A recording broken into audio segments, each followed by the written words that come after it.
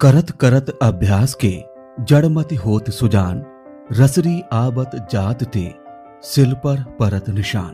अर्थात कुएं के पत्थर पर बार बार रस्सी को खींचने से निशान पड़ जाते हैं। इसी प्रकार बार बार अभ्यास करते रहने से अज्ञानी व्यक्ति भी बुद्धिमान हो जाता है। बच्चों को अभ्यास के अवसर देने और स्वयं करके सीखने के लिए अनुकूल वातावरण देने के लिए कार्यपत्रक अत्यंत उपयोगी साबित होते हैं। किसी विषय को सीखने के लिए उस विषय में निहित विषय वस्तु पर गहरी समझ आवश्यक होती है। भाषा एक कौशल प्रधान विषय है जिसमें सुनने, बोलने, पढ़ने और लिखने की दक्षता में कुशलता अपेक्षित होती है।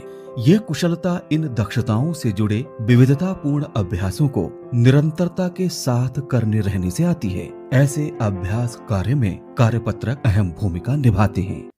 पढ़ाए गए अंश के लिखित आकलन और मूल्यांकन में भी कार्यपत्रक बहुत उपयोगी साबित होते हैं, जिसमें बच्चों को उनके स्तर के हिसाब से प्रश्न दिए जाते हैं और बच्चे उसमें अपने मानसिक स्तर, लेखन शैली के अनुसार उत्तर अंकित करते हैं। किसी भी भाषा को सही से सीखने के लिए उसके भाषाई कौशलों का सही शिक्षण बहुत अनिवार्य होता है। इसके लिए बच्चों का सतत आकलन और साविधिक मूल्यांकन भी जरूरी होता है। इसलिए बच्चों के सतत आकलन और मूल्यांकन के कार्य को बहुत ही सजगता पूर्वक विविधतापूर्ण कार्यपत्रकों का प्रयोग करते हुए करना चाहिए।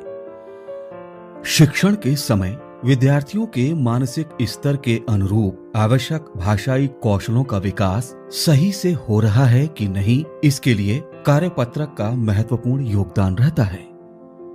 आइए जानते हैं कि कार्यपत्रक पर किस प्रकार का काम किया जा सकता है।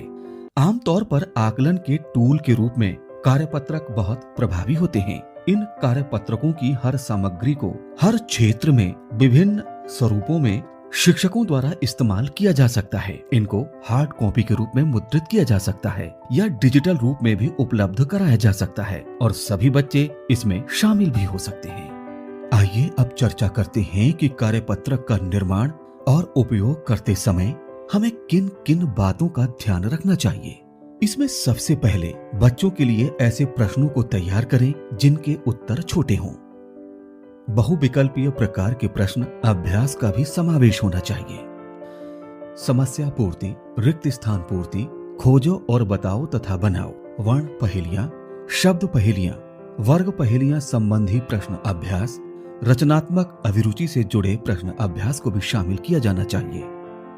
कार्यपत्रक विविधतापूर्ण अभ्यासों पर आधारित हों, बच्चों के स्तर के अनुसार हों, प्रत्येक बच्चे की मानसिक और शारीरिक स्थिति के अनुरूप हों और सभी की उपलब्धता के अनुसार हों।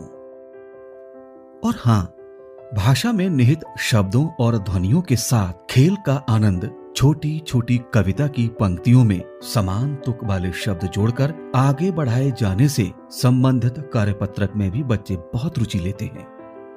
जैसे एक था खटखट, बड़ा ही नटखट, एक दिन झटपट गया वो।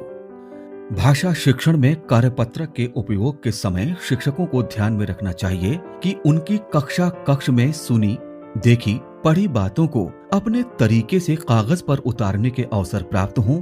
ये चित्र भी हो सकते हैं, शब्द भी और वाक्य भी। कार्यपत्रक पूर्ण करने पर बच्चों को प्रोत्साहित करना बहुत आवश्यक होता है।